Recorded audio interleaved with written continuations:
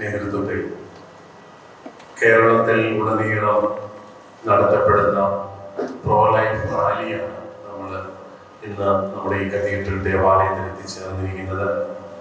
KCBC pro life സമിതിയുടെ എല്ലാ പ്രവർത്തകരെയും പ്രത്യേകമായിട്ട് ഓർക്കുന്നു, സ്നേഹത്തോടു കൂടി ഓർക്കുന്നു, അവരെല്ലാവരെയും അഭിനന്ദിക്കുന്നു. ഇപ്രകാരം നമ്മുടെ മനുഷ്യ മനസ്സാക്ഷി ഉണർത്തത്തക്ക രീതിയിൽ നല്ല ഒരു സംരംഭം അവർ നടത്തുന്നതിന് ചങ്ങനാശ്ശേരി അതിരൂപതയുടെ ഫാമിലി അപ്പോസ്റ്റലേറ്റിന്റെ പ്രോ ലൈഫ് സെല്ലും അതിനോട് സഹകരിച്ചുകൊണ്ട് ഇപ്രകാരം ഒരു സ്വീകരണ പരിപാടി ഒരുക്കി അവരെയും നന്ദിയോടുകൂടി ഞാൻ ഓർക്കുകയാണ്. ജീവൻ സംരക്ഷിക്കാനുള്ള യത്നങ്ങൾ എന്നും സുവിശേഷത്തിന്റെ ഭാഗം തന്നെയാണ്. കാരണം നമ്മളെ സംബന്ധിച്ചിടത്തോളം അമ്മയുടെ ഉദരത്തിൽ ഉരുവാകുന്ന ഒരു ശിശു അതൊരു സുവിശേഷമാണ്. ആ ജീവൻ സ്വാഭാവികമായ രീതിയിൽ വേർപ്പെടുന്നത് വരെ വളരെ വിലപ്പെട്ട ഒരു സുവിശേഷമാണ് ഓരോ ജീവനും. അതുകൊണ്ടാണ് അത് അതിന്റെ ഏത് അവസരത്തിലാണെങ്കിലും ഏത് അവസ്ഥയിലാണെങ്കിലും സംരക്ഷിക്കപ്പെടണം എന്ന് പറയാറുള്ളത്. ഏറെ ജനിതക വൈകല്യങ്ങളുള്ള ഒരു ശിശു, ആ ശിശുവിന്റെ മാതാപിതാക്കൾ ഒരിക്കൽ എന്നോട് പറയുകയുണ്ടായി, പിതാവേ, ഈ കുഞ്ഞ് അമ്മയുടെ ഉദരത്തിലായിരുന്നപ്പോൾ തന്നെ ഡോക്ടർമാര് ഞങ്ങളോട് പറഞ്ഞതാണ്, ഇതിന് ജനിതക വൈകല്യങ്ങളുണ്ട്, ഇത് നിങ്ങൾക്ക് വലിയ ഭാരമായിരിക്കും, വേണമെങ്കിൽ നമുക്കിതിനെ അങ്ങ് കളഞ്ഞേക്കാം. പക്ഷെ അവര് ധീരമായ ഒരു തീരുമാനമെടുത്തു, ആ കുഞ്ഞിന് ജന്മം കൊടുത്തു. അവരിന്ന് ഒത്തിരി നന്ദിയോടുകൂടി പറയുന്നത് ആ കുഞ്ഞാണ് അവരുടെ ജീവിതത്തില് വലിയ മാറ്റങ്ങൾക്ക്, രൂപാന്തരങ്ങൾക്ക് കാരണമായത്. അവരുടെ കുടുംബത്തിൽ കൂടുതൽ സ്നേഹം വരാനും പരസ്പരമുള്ള സ്നേഹത്തിന്റെ കണ്ണിയാകുവാനും അതുപോലെ കൂടുതൽ ദൈവത്തിൽ ആശ്രയിക്കാൻ, കൂടുതൽ എളിമയോടുകൂടി ജീവിക്കാനെല്ലാം ഈ കുഞ്ഞ് നിമിത്തമായി എന്ന് പറഞ്ഞ ആ കുഞ്ഞിനെ നെഞ്ചോട് ചേർത്ത് വളർത്തുന്ന, ത്യാഗപൂർവ്വം വളർത്തുന്ന മാതാപിതാക്കളെ കാണുകയുണ്ടായി. നമ്മുടെ ലോകത്തിന്റെ കാഴ്ചപ്പാടിലാണ് ഇതെല്ലാം ബുദ്ധിമുട്ടായിട്ട് മാറുക. പക്ഷേ വിശ്വാസിയുടെ മനസ്സിന് ഇതെല്ലാം സാധ്യമാണ്. കാരണം കൂടെ നിൽക്കുന്ന ഒരു ദൈവം അവരുണ്ട്. അതുകൊണ്ട് തന്നെ ഒരു ജീവന്റെ ഏതവസ്ഥയാണെങ്കിലും അതൊന്നും ഒരിക്കലും ഒരു ഭാരമല്ല എന്നുള്ളൊരു സന്ദേശം അത് നമ്മളിലേക്ക് കടന്നു വരേണ്ടതായിട്ടുണ്ട്.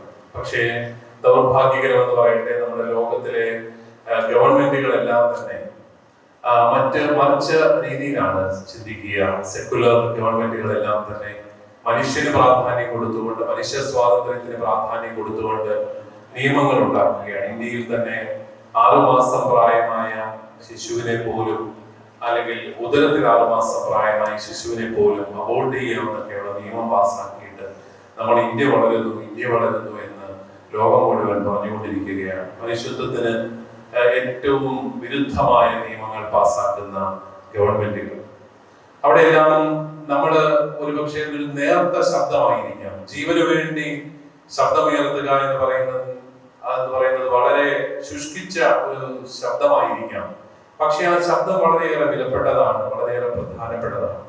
അമേരിക്കൻ പ്രസിഡന്റ് തെരഞ്ഞെടുപ്പിൽ പോലും പ്രസിഡന്റ് ആകാൻ പോകുന്നയാളുടെ പ്രോ ലൈഫ് മനോഭാവങ്ങൾ ജനത്തോട് തുറന്നു പറയേണ്ടതായിട്ടുണ്ട് എന്നുള്ളൊരു അവസ്ഥ അവിടെ നിലവിലുണ്ടെങ്കിൽ അത്രമാത്രം ശക്തമാണ് വിശ്വാസമുള്ള മനുഷ്യര് ജീവന് വേണ്ടി പ്രവർത്തിക്കുന്നതിന്റെ ഓരോ അനുഭവങ്ങളും. അതുകൊണ്ടാണ് അവിടെ എല്ലാം ഇത് വളരെ പ്രധാനപ്പെട്ട ഒരു കാര്യമായിട്ട് മാറുക. ദൈവ കേന്ദ്രീകൃതമായ ഒരു സമൂഹമായിരുന്നു നമുക്ക് കുറെ വർഷങ്ങൾക്ക് മുമ്പ് വരെ. അവിടെ ജീവിതത്തിൽ എല്ലാവരും ദൈവത്തിന് പ്രാധാന്യം കൊടുത്തു. ദൈവം എന്താണ് ആഗ്രഹിക്കുന്നത് അതിന് അതിൻ്റെതായ നന്മയുണ്ടായിരുന്നു. അതുപോലെ തന്നെ അത് ദൈവ മനുഷ്യരുടെ പേരിൽ കുറെ അധികം പേര് അതിനെ ചൂഷണം ചെയ്തു. ദൈവം ഇതാണ് പറയുന്നതെന്നൊക്കെ പറഞ്ഞ് അവര് സ്വന്തം വിഹിതമെല്ലാം പറയാൻ തുടങ്ങി. അങ്ങനെ എല്ലാം വലിയ ഞെരുക്കങ്ങൾ സമൂഹത്തിൽ ഉണ്ടായപ്പോൾ അതിന്റെ നേരെ വിരുദ്ധ ചേരിയിലേക്ക് പോവുകയാണ്. മനുഷ്യ കേന്ദ്രീകൃതമായ ചിന്തയാണ്. ഇപ്പൊ എല്ലായിടത്തും മനുഷ്യന് എന്താണ് ഇഷ്ടം അതാണ് സത്യമായിട്ട് മാറും. യഥാർത്ഥ സത്യം എന്നുള്ളത് തേടി ആരും പോകുന്നില്ല. എനിക്കിഷ്ടമുള്ളത് ഇതാണ്, എനിക്കിഷ്ടമുള്ളത് തേടി പോകുന്നു. ഞാൻ ചെയ്യേണ്ടത് എന്താണ്, അല്ലെങ്കിൽ എന്റെ കടമ എന്താണ് എന്നുള്ള ഒരു ചിന്തയില്ല. എനിക്കിഷ്ടമാണോ അല്ലയോ അത് മാത്രമേ ഉള്ളൂ. എനിക്കിഷ്ടമില്ല, ഞാൻ ചെയ്യില്ല.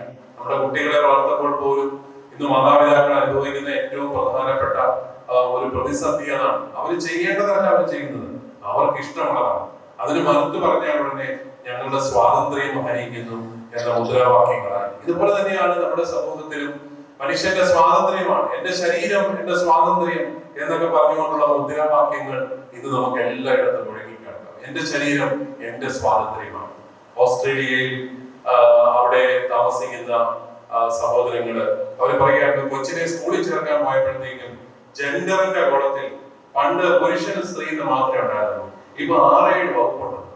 അത് കൊച്ചിന് തീരുമാനിക്കാം ഏതാണ് അവന്റെ ലിംഗം. എന്റെ ശരീരം എന്റെ സ്വാതന്ത്ര്യം എന്നുള്ള നിലയിലേക്ക് പോയി അവസാനം മാനവകുലത്തെ മനുഷ്യരെ തന്നെ നശിപ്പിക്കുന്ന വല്ലാത്ത ഒരു സാഹചര്യത്തിലേക്ക് പോവുകയാണ്. അവിടെയെല്ലാം നമുക്ക് ഒരു തിരുത്തൽ ശക്തിയായിട്ട് മാറാനായിട്ട് സാധിക്കണം. അവിടെ ദൈവത്തിന് മനുഷ്യനെ കുറിച്ചുള്ള ഹിതമെന്താണ്, എന്തിനു വേണ്ടിയിട്ടാണ് മനുഷ്യൻ സൃഷ്ടിക്കപ്പെട്ടത് എന്നൊക്കെയുള്ള കാര്യങ്ങളിൽ വ്യക്തമായ കാഴ്ചപ്പാട് കൊടുക്കാൻ നമുക്ക് നമ്മുടെ സുവിശേഷത്തിന് മാത്രമേ സാധിക്കുകയുള്ളൂ എന്ന് നമുക്കറിയാം. ഉദരത്തിൽ ഉരുവാകുന്നതിന് മുമ്പേ നമ്മളെ അറിഞ്ഞ ഒരു ദൈവത്തെ വചനം നമ്മുടെ മുമ്പിൽ വെളിപ്പെടുത്തുന്നുണ്ട്. എത്ര ദുർബലനെയും ചേർത്ത് പിടിക്കുവാനും അവന്റെ ജീവന് വില കൊടുക്കുവാനും നമ്മളോട് ആവശ്യപ്പെടുന്ന ഒരു സുവിശേഷമാണ് നമ്മൾ പ്രഘോഷിക്കുന്നത്. കാരണം ദൗർബല്യമെന്ന് നമ്മൾ കരുതുന്നതിലാണ് ദൈവത്തിന്റെ ശക്തി പ്രകടമാകുന്നത്.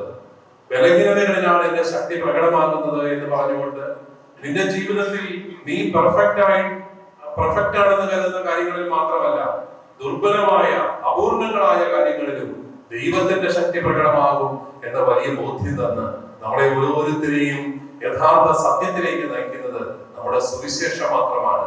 ആ സുവിശേഷത്തിൽ സുവിശേഷത്തിൽ വിശ്വസിക്കുന്നവർക്ക് ജീവന് അനുകൂലമായ മനോഭാവങ്ങൾ സ്വീകരിക്കാതെ തരമില്ല എന്നുള്ളതാണ് വാസ്തവം.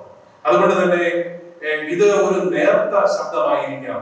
ലോകത്തിന്റെ മുമ്പിൽ വലിയ വിലയൊന്നുമില്ലാത്ത ഒരു പരിപാടിയായിരിക്കും നമ്മൾ നടത്തുക. പ്രോ ലൈഫ് മാർച്ച് എന്നൊക്കെ പറഞ്ഞു കഴിഞ്ഞാൽ എത്ര പേർക്ക് അത് മനസ്സിലാകുന്ന പോലും നമുക്കറിയില്ല. കാരണം അത്രമാത്രം ഒരു അവഗണനയുടെ തരത്തിലാണ് ഇത്തരത്തിലുള്ള അടിസ്ഥാനപരമായ വിഷയങ്ങൾ.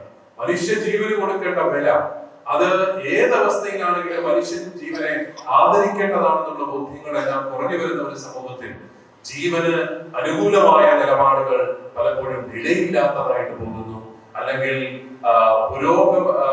പുരോഗമന വിരുദ്ധമായ നിലപാടുകളായിട്ട് മാറുന്നു എന്നുള്ളതാണ് വാസ്തവം. നമ്മള് ആരെങ്കിലും അബോർഷനെ എതിർത്ത് കഴിഞ്ഞാൽ അവൻ ഒരു പിന്തിരിപ്പനാണ്. കാരണം പുരോഗമനം ഉള്ള ലോകത്ത് ആൾക്കാർ ഇങ്ങനൊന്നും അല്ല ചിന്തിക്കുന്നത്. നിനക്ക് പറ്റത്തില്ലേ, നീ കൊണ്ട കള എന്ന് പറയുന്നത് പോലെ വളരെ ലളിതമായിട്ട് ഇതിനെയെല്ലാം കരുതുന്ന ആൾക്കാർ നമ്മുടെ നാട്ടിലും നമുക്കറിയാം. നമ്മുടെ സഭ എന്നും ഈ ജീവന്റെ മൂല്യം ഉയർത്തിപ്പിടിച്ചിട്ടുണ്ട്. എന്നും ഈ ജീവന്റെ മൂല്യത്തിന് വേണ്ടി സഭ നിലനിന്നിട്ടുണ്ട്. പക്ഷേ നമുക്ക് നമ്മുടെയൊക്കെ ആൾക്കാർക്ക് ഒരു പ്രൊമോഷൻ കിട്ടിക്കഴിഞ്ഞാൽ വളരെ പെട്ടെന്ന് തന്നെ, എത്ര പെട്ടെന്നാണ് അവരൊക്കെ ഒരു അബോർഷനെ കുറിച്ച് ചിന്തിക്കുക. കുവൈറ്റിലേക്ക് ഒരു വിസ വന്നു കഴിഞ്ഞാൽ എന്നാ പിന്നെ കുഞ്ഞിനെ കളഞ്ഞേക്കാം എന്ന് ചിന്തിക്കുന്നവർ നമ്മുടെ ഇടയിലുമുണ്ട് എന്നുള്ളതാണ് വാസ്തവം. എന്നിട്ട് ജീവിതകാലം മുഴുവൻ അതിൻ്റെതായ കുറ്റബോധങ്ങളുമായിട്ട് ജീവിക്കുന്ന അവസ്ഥകൾ, കിട്ടുന്ന ശമ്പളമൊന്നും പലപ്പോഴും സന്തോഷത്തോടെ സ്വീകരിക്കാൻ പറ്റാത്ത അവസ്ഥകൾ, ഇതെല്ലാം നമ്മൾ കാണുന്നുണ്ട്. അതുകൊണ്ട് നമുക്ക് നമ്മുടെ ജീവിതത്തിൽ ഉറച്ച ഒരു നിലപാടെടുക്കുവാനും അത് നമ്മുടെ സമൂഹത്തെ മുഴുവൻ പഠിപ്പിക്കാനായിട്ട് നമുക്ക് സാധിക്കണം.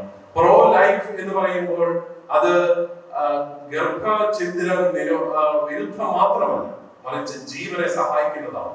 കൂടുതൽ കുഞ്ഞുങ്ങൾ ജനിക്കുവാൻ, കൂടുതൽ കുഞ്ഞുങ്ങളെ പ്രോത്സാഹിപ്പിക്കുന്ന നയങ്ങൾ രൂപീകരിക്കുവാനും നമുക്ക് സർക്കാരിനെ ഒക്കെ സ്വാധീനിക്കേണ്ടതായിട്ടുണ്ട്. കൂടുതൽ മക്കളുള്ള മാതാപിതാക്കൾക്ക് ആനുകൂല്യങ്ങൾ നൽകാനും ഒക്കെ സാധിക്കണം. അങ്ങനെയൊക്കെ സാധിക്കുന്ന ഭരണകൂടങ്ങൾ എല്ലായിടത്തും ഉണ്ട് എന്ന് നമുക്കറിയാം. അതോടൊപ്പം ദയാവധം പോലുള്ള നിയമനിർമ്മാണങ്ങളിലൂടെ മനുഷ്യ ജീവന്റെ മേൽ അവനവന് തന്നെ അധികാരം കൊടുക്കുന്ന രീതികളിലേക്ക് മാറിയിട്ടുണ്ട്. അവിടെയെല്ലാം നമ്മൾ ഓർക്കണം, ദൈവ കേന്ദ്രീകൃതമായ സമൂഹം മാറിയിട്ട് മനുഷ്യ കേന്ദ്രീകൃതമാവുകയാണ്. മനുഷ്യൻ സർവാധിപതിയായിട്ട് മാറുകയാണ്. അവൻ എല്ലാത്തിന്റെ മേൽ തീരുമാനമെടുക്കാനുള്ള അവകാശം കൊടുക്കുകയാണ്. അതിലൂടെ അവൻ അവന്റെ തന്നെ നാശത്തിന് കാരണമാവുകയാണ്. ജീവൻ ഏറ്റവും ദുർബലമായ അവസ്ഥയിലാണെങ്കിലും അതിന്റെ അവസാനം വരെ പവിത്രമാണെന്ന്, വിശുദ്ധമാണെന്ന് ചിന്തിക്കാം. നമ്മുടെയൊക്കെ വീട്ടിൽ വലിയ ഉപയോഗമില്ലെന്ന് കരുതുന്ന വല്യപ്പച്ചന്മാർക്കും വല്യമ്മമാർക്കും വില കൊടുക്കാൻ നമ്മൾ മക്കളെ പഠിപ്പിക്കുമ്പോൾ അതുപോലും ഈ പ്രോലൈഫ് പ്രവർത്തനമാണെന്നൊക്കെയുള്ള ബോധ്യം കൊടുക്കാനായിട്ട് നമുക്ക് സാധിക്കണം. നമ്മുടെ കുടുംബങ്ങളിൽ, അതുകൊണ്ടാണ് ഞാൻ പറഞ്ഞത്, നമ്മുടെ കുടുംബങ്ങളിൽ നമ്മുടെ കുട്ടികളൊക്കെ ഈ ജീവന് അനുകൂലമായ മനോഭാവങ്ങളിൽ രൂപീകരിക്കപ്പെടുമ്പോൾ മാത്രമേ നമ്മുടെ ഈ പ്രവർത്തനങ്ങളെല്ലാം ശരിയായ രീതിയിൽ ഫലം കാണുകയുള്ളൂ എന്നുള്ളത് നമ്മൾ തിരിച്ചറിയണം.